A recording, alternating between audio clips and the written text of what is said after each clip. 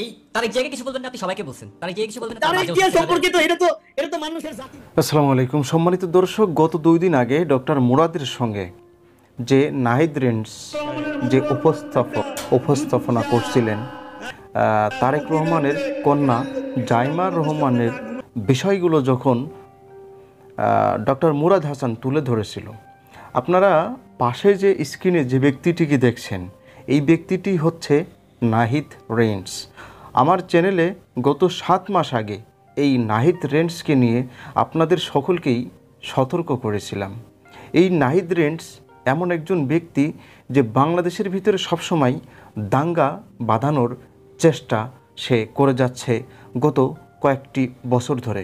সম্মানিত দর্শক, তার পুরো ঠিকানাটা আজ আপনাদের সামনে তুলে ধরব। আপনারা তার যে অতীত, এই অতীত যদি আপনারা শুনেন তাহলে হতবাক হয়ে যাবেন যে এই চোরের বাচ্চা চোর কত বড় চোর, যে একসময় আল্লামা মামুনুল হককে নিয়ে কটূক্তি, মিজানুর রহমান আজহারিকে নিয়ে কটূক্তি, তারেক মনোয়ার যিনি এক বাংলাদেশের সবথেকে বড় বড় আলেমগুলো তাদেরকে নিয়ে কটূক্তি এবং এগুলো করে সে ভাইরাল হতে চেয়েছিল।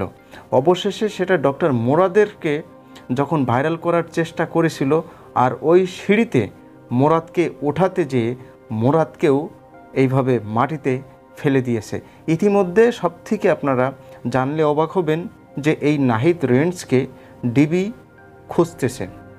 আপনার আশেপাশে যদি নাহিদ রেন্সকে পান তো অবশ্যই সরাসরি বাংলাদেশের পুলিশ প্রশাসনকে ফোন দিয়ে ধরিয়ে দিবেন। সম্মানিত দর্শক, সবথেকে মজার বিষয় হচ্ছে এই নাহিদ রহমানের যে পুরো ঠিকানাটা আমি আপনাদের সাথে শেয়ার করব।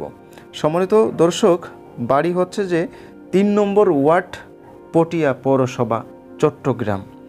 এর আসল নাম হচ্ছে নাহিদ হেলাল ওরফে নাহিদ রেন্স। মূল নাম মোহাম্মদ মহিউদ্দিন হেলাল নাহিদ। সম্মানিত দর্শক, একসময় অস্ট্রেলিয়া লেখাপড়া করতে যেয়ে চুরি করে ধরা খায় এবং অস্ট্রেলিয়াতে লেখাপড়া শেষ না করেই অস্ট্রেলিয়া থেকে তাকে ফেরত পাঠিয়ে দেয়। অস্ট্রেলিয়ার সাজা শাস্তি খেয়ে এই নাহিদ রেন্স বাংলাদেশে আসে।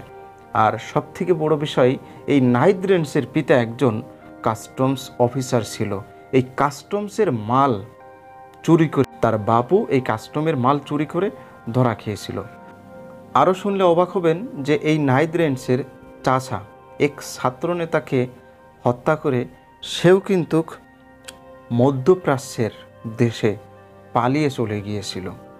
এবং অবশেষে এই নাহিদ রেন্স সেও কিন্তু একজন কাস্টম অফিসার এবং তার এই চুরির দায় তার গায়ের উপরে এখনও আছে।